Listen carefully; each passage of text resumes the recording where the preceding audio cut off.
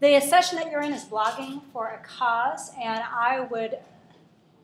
cannot think of a better person to speak about it than Laura Tallado, because she is amazing. If you have not been to her blog, please make sure that you visit it because it's inspirational. And I'm jealous because you're bilingual, so you get twice the readership. Well, I don't know about that, but oh my gosh, so it's a skill I wish I had. So anyway, I'm going to turn it right over. Thank you so much. Oh, you're welcome. Thank you for being here. And I'm just amazed by her, I have to say. I mean, I met her just last year, so I don't get to see her much. But yes. I'll come back in and do a 5-minute for you. Okay, sure.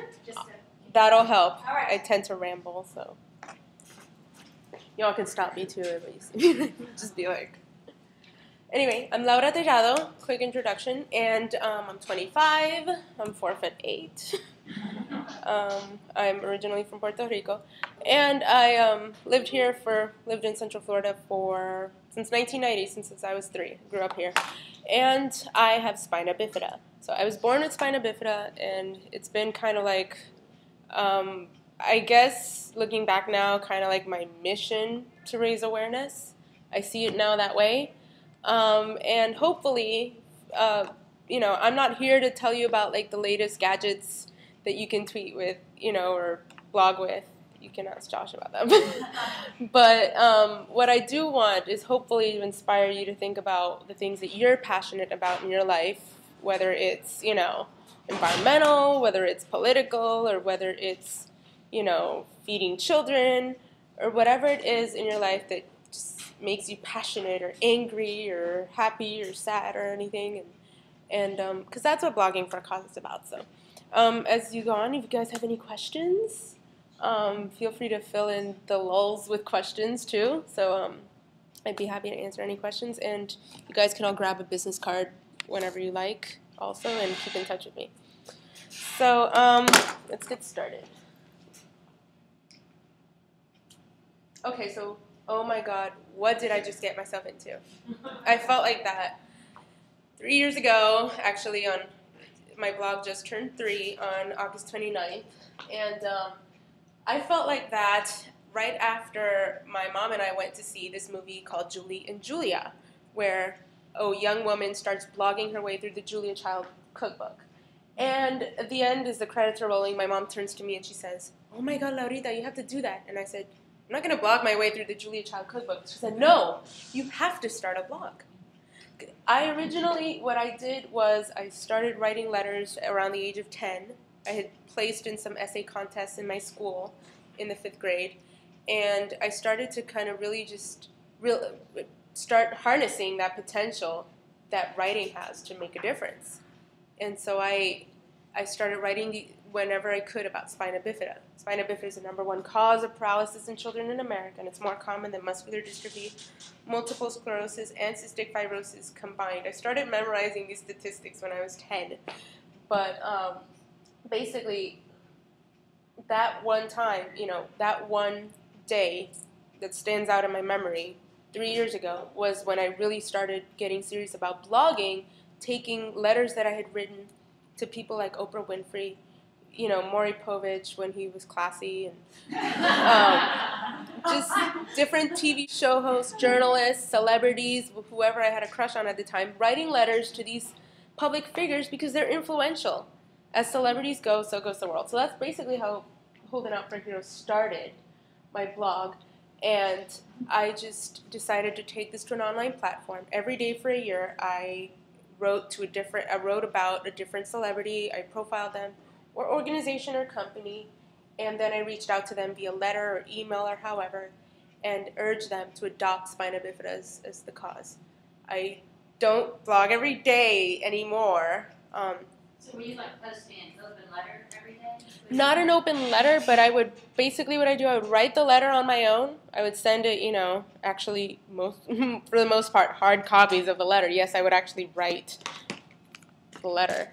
But what I did was I would highlight like each person, different person each day, and kind of talk about what their philanthropy profile was, do they, because everybody, whether it's Paris Hilton or Kim Kardashian, I don't care, they have a heart, and they have to get involved in some sort of cause. in the public eye. So that's what I would do. But now, mostly, I try to blog a lot about spina bifida. But this is, if you build up, then you can work it. And what that means is, really, it's not enough to just create your own blog on WordPress or wherever and expect people to just come to your blog. You have to really just build a community. And because blogging about whatever you're passionate about is great, but if you really want to attract readers, really just want to engage them and have that call to action, you really first have to kind of foster that relationship. That's very important. So that's what Facebook pages and Twitter accounts and YouTube videos, all those tools are meant to engage that community. Because if you're not engaging, you're not really captivating them and you're not really getting to the heart of what they expect from you. So actually engaging with your community is going to set you a cut above the rest. People love pretty visuals. I am not a photographer by trade at all, but I do realize that I may post the most heartfelt, most heart-wrenching blog post in the world. And if I don't post a picture on it, or if I don't include some cute graphic or something, people aren't really going to have much to say about it. And it's true. I can post a picture of what I had for lunch today, and that's going to get 20 comments. And a blog post that's just full of words, zilch. So whatever it is that this is just a picture I took when I was in Morocco earlier this year. But it has nothing to do with my cause. But yeah, I mean, you really have to try to engage people on a visual level, because we're very visual. I like to look through pictures and all kinds of great visual content and see what people are doing visually. I think it's a lot more easier than reading, but of course the words are equally important. This is, to me, like the very heart of what I think separates cause bloggers a lot from regular bloggers. A lot of people blog about their own personal life, whether it's for a cause or whether it's just because.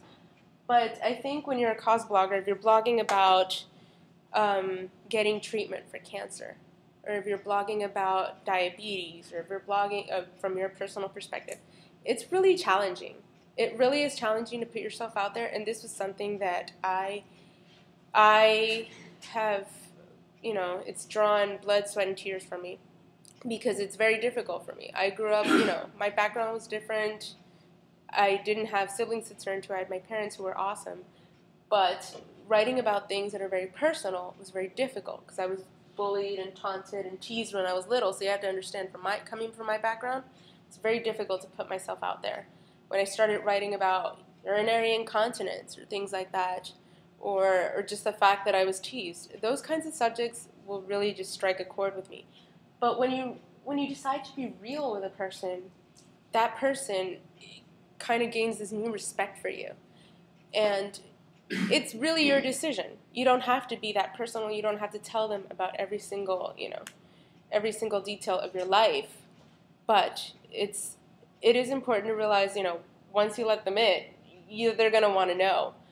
And it's not to be offensive. It's not meant to be, they're not trying to be nosy. They're not trying to get into your life. What they're trying to do is they're trying to connect with you. I've had people who have spina bifida like me and just strike up a Facebook chat, because I friend a lot of people with spina bifida, or they friend me. I'll friend basically anybody as long as I can kind of see that connection, and as long as you don't have your shirt off in your pic. And they connect with me. Sometimes they'll send me a random chat and start asking really personal, probing questions. So it is difficult. I have to kind of weed out, are they getting this personal because they really want answers to these questions, or are they just being creepy? But most of the time, hopefully, they just want to relate. Sharing is a double-edged sword. Brace yourself. I'm kind of going through this myself right now. I feel like I'm going through one of these stages where it's going to be difficult to share. A couple months ago, I decided to blog about how because of a herniated disc in my back, I'm going to start needing physical therapy. I just started physical therapy earlier this week on Thursday, and I haven't blogged about it yet, because I really haven't done much to merit blogging about it. But it's something, it was a decision I decided, well, you know, this is something that's going to be taking up a big part of my life. It's my decision whether I blog about it or not. But once you start blogging about it, people are going to be asking you, so following up with you. How's it going with this? Are you okay? How are you feeling? And those questions are okay. For me, it was always a challenge trying to, this tough little girl who tried to always pretend like she was brave and she can handle it. Suddenly to be put in the position where I feel like I need to make myself vulnerable. But people will appreciate you for it, and I think they'll admire you even more. And curiosity is a natural human feeling. So when you're blogging about something that's personal to you, just realize that people are going to ask questions, and that's okay. But then again, you have to decide, set the tone for that, and make sure that they know what you're comfortable with and what you're not. And also remember, your readers can get unbiased information from some other place.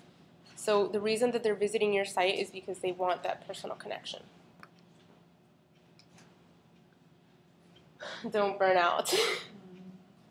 I was in my senior year of UCF at college when I decided to start this blog journey, and I was taking a full-time credit class schedule. And besides the 4 classes, I was blogging every day or every night, and I would sometimes go to bed at 3 or 4 a.m. just writing a post, and it was grueling. And I realized I had totally messed up my biological clock. But you have to realize that your blog is going to be important to you, especially if you're blogging about something that you're passionate about, which hopefully you are. But it's not going to be your whole life. You have to say yes to other people. You have to say yes to that date, or you have to say yes to that, dinner out with your family, or just hanging out with your girlfriends or guy friends, and that's okay. Shut off your computer, or ignore your tweets for an hour or two, and just really focus on yourself, because it is emotionally exhausting when you're writing about a serious topic, and you really owe it to yourself to not forget about the real world.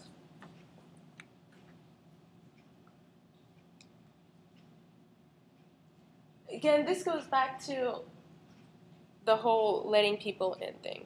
People want to help you. If you're a cause blogger, or if you're a blogger that's writing about a topic that's cause related, chances are your audience is going to be tailored to kind of want to help you. People who read your blog are going to read it because they're interested in making a difference or in finding out more. They want to be educated about the topic, and they want to help. So let your community help you. Like I mentioned, I welcome, if I'm going through a tough time, I welcome hugs, I welcome prayers, I welcome good wishes or good vibes or karma or whatever. Also, take that opportunity to specifically tell your readers, I'm fundraising for this event, I'm raising money, or I'm taking donations, I'm hosting a food drive, whatever it is. And let your reader know specifically how they can get involved in your cause, because they want to help, and you're empowering your readers to make a difference.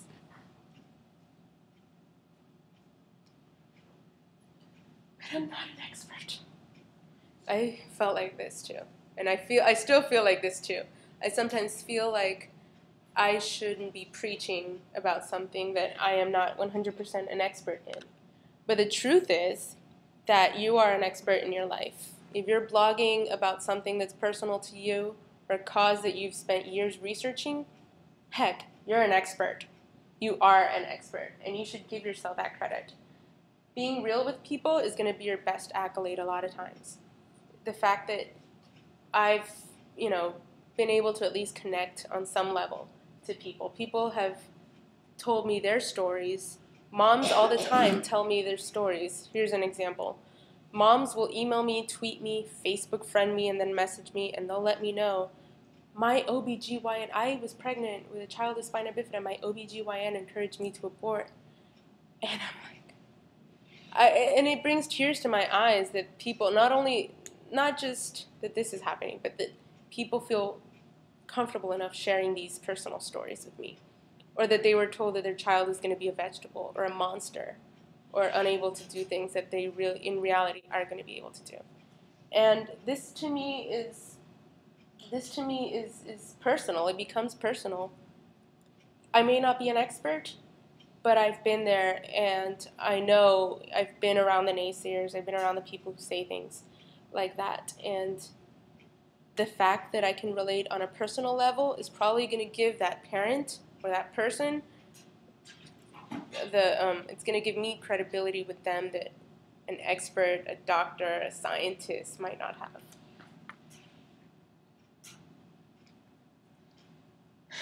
Hilton, New York. I was at the Blog Her conference.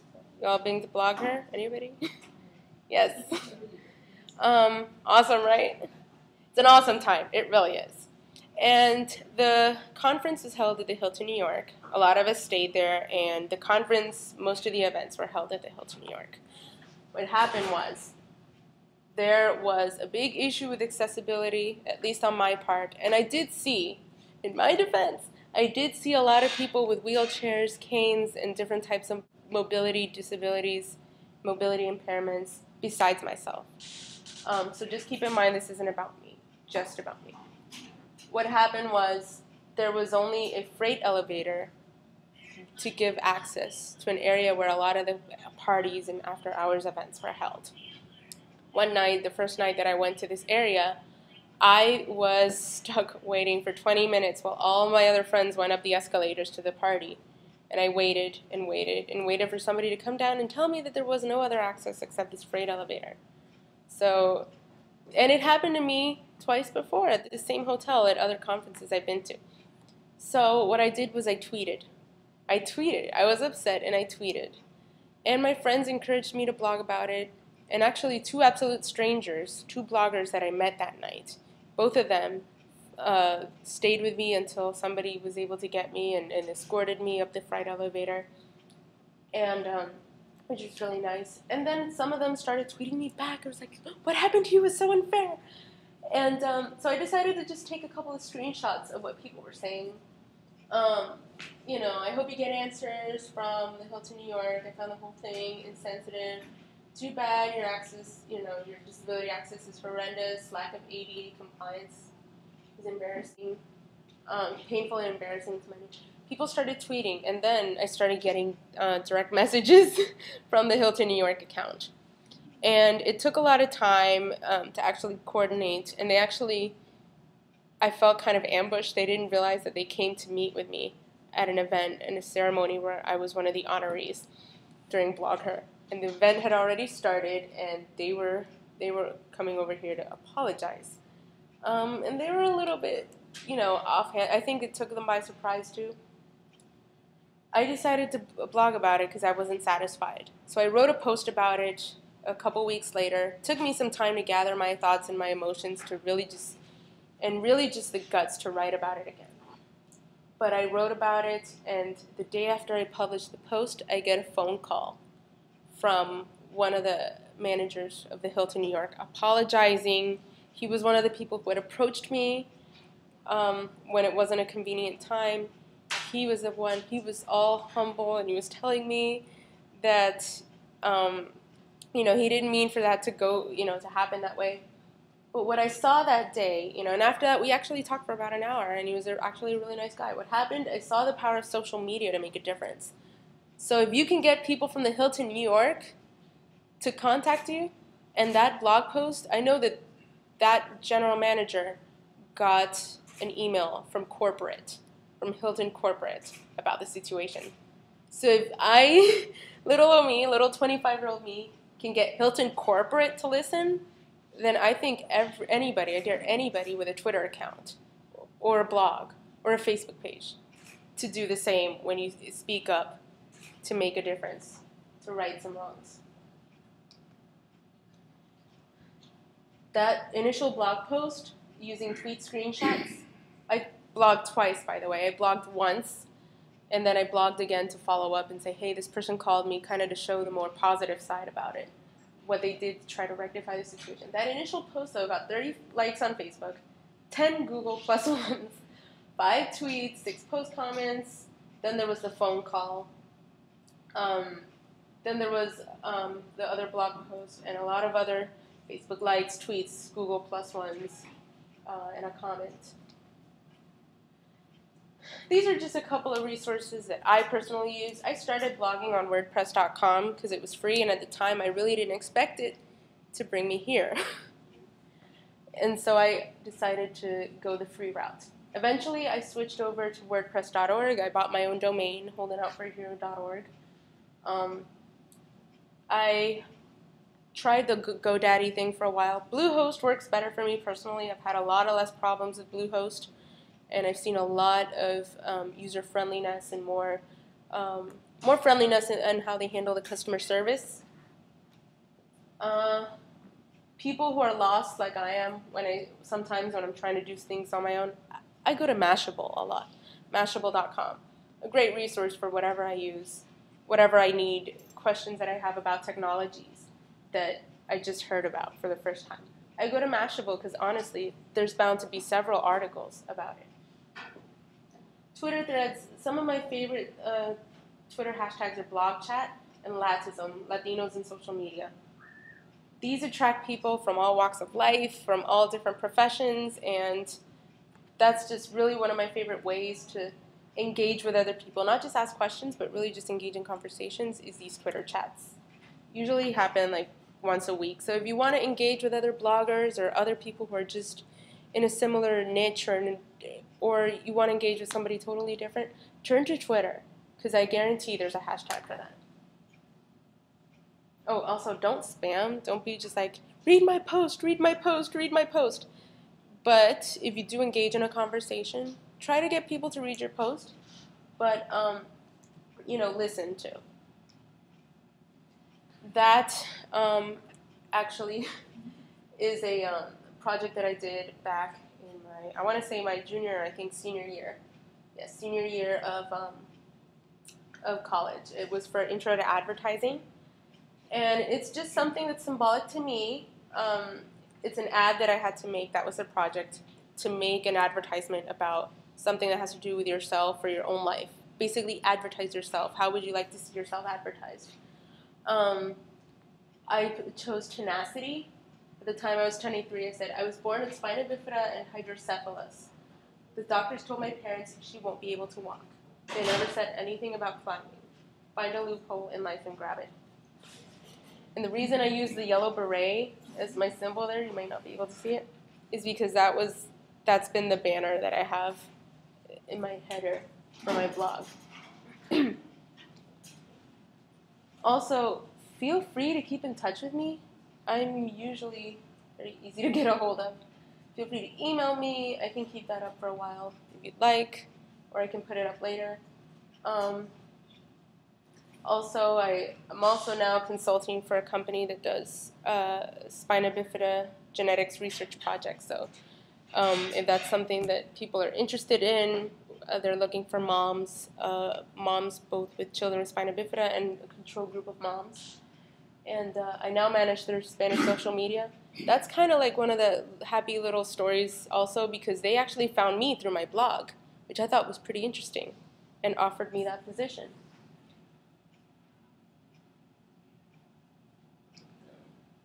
And now I'd like to open it up to you all. If you have a particular cause that you're passionate about, if you have just anything that moves you, even if you don't see it as a cause yet, but something that just drives you to take action, to take that step, I'd love for you guys to share with me.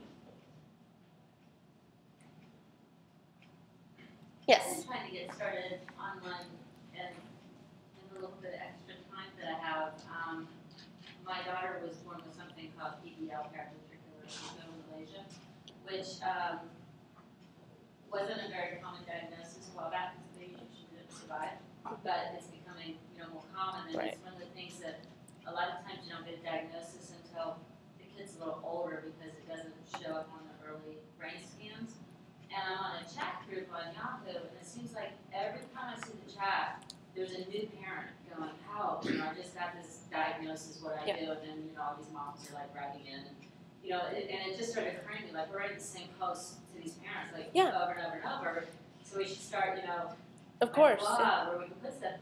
One of the things that, well, a couple of things that I've run into is one, I believe in a lot of alternative therapies and that sort of thing, and but I'm not a medical expert. I mean, I don't want to be dispensing medical advice because I'm not a physician. I just have my opinions, on Right. things.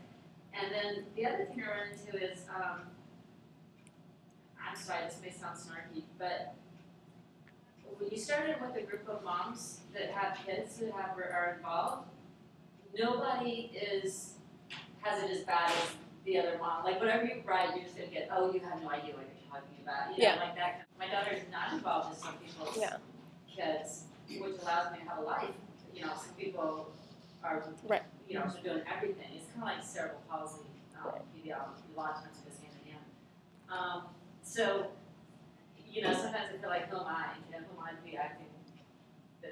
Like. Well, I have to say. I have to just say that, I mean, I've seen things like that happen. I mean, I've actually seen, moms going at each other's throats on forums like that. Don't think that because, they have a child with special needs, they're going to be all meek and everything. Trust me. Those are the last people, okay? You should meet my mom sometime. But she's like my biggest advocate, my fighter. But I've definitely seen, especially when it comes to the topic of folic acid prevention, everybody has an opinion with it. Some women get offended when you talk about folic acid because some women aren't able to metabolize the folic acid and therefore spina bifida cannot be prevented that way. So, women get comments that are like, a lot of these moms of kids with spina bifida will say things like, oh, people are always criticizing me. They say I should have taken my folic acid. I'm like, live and let live, You have no idea what these moms have been through with their kids, and so it's really just I totally relate. One little footnote. Yes, of course. What was ironic to me is my oldest, I have two older, typically young children. But my oldest cracked a wing of a vertebrae this summer. And when we went in for the X-rays, the doctor said, "Oh, by the way, you have your son has spina bifida." He said it's not the spine's not open or whatever, it's some common thing. It's occulta, probably. Yeah, he said, it occurs much more in the population, but people don't usually get back X-rays, so they don't even know. So I was like, occulta is a milder form of spina bifida that's usually not diagnosed when you're born. Sometimes people go through their whole life. My cousin actually just got diagnosed a few months ago with it. Weird. You had a question, sir? Well, one was a comment, being a parent of a child with a disability. Yes. There's a Facebook group called Shut Up About Your Perfect Kid. You want to join it? Because there we support each other. We're tired of hearing about their kids that are making pro basketball and everything. I love that. I love that. Kids ride the short bus, it's mostly moms. I'm probably one of the few dads. The other thing is he's quiet today, which is strange for him. Really? But he blogs about cerebral palsy, just like you blog about spina bifida. He and I speak around the state on disability issues. I definitely love to connect with you. In fact, I'm sure you grab a squeaky wheelchair. Oh, you should definitely grab one of my cards. Make sure you keep in touch with me. But there's also a great place called Family Cafe every year. I do volunteer with Family Cafe. I'm based in Tallahassee. The great thing about Family Cafe is we don't invite any experts. It's moms and dads who are raising children with disabilities tell you how to raise them. No PhD can tell you how to raise a child with autism unless he or she has raised a child with autism. So it's a great place if you have it. Amen. Yeah, I think that's where we met many years ago, I'm sure. Yeah, if you look familiar with the name, I thought it was Family Cafe. I might have been there. I think I've been there at least once, maybe. I think. I don't remember when. Does anybody else have any? I have, I think, 2 more slides, by the way. Hold on. But I love your page. I brought it up here. I don't know where. Oh, also, shameless plug. I don't know. I had put in that other slide, but I am also raising money for the walk and roll for spina bifida. Josh, who just left, I was going to embarrass him and say that he's also raising money for the walk and roll for a different team. So where would they go to donate to your page? They would go to Walk and Roll SBA CFL. You can see me afterwards if you want the URL. walkandrollsbacfl.org, and look for, just search for Team Holding Out for a Hero. That's my team. If they go to your blog, do you have a link to it as well? Yes, well, definitely, or just email me or tweet me. I can definitely, if possible, I could also put a link up there on the. You can add it on Facebook, definitely. Yeah. Yeah, but we have to do this. Well, Yes. thank you. Oh, you got another question? Did you have one? Oh, it's okay. We're on time. Okay. Can you all put it up separately? Yeah, that's right. Definitely. Thank you. Fantastic. Thank you. Thank you. Hey.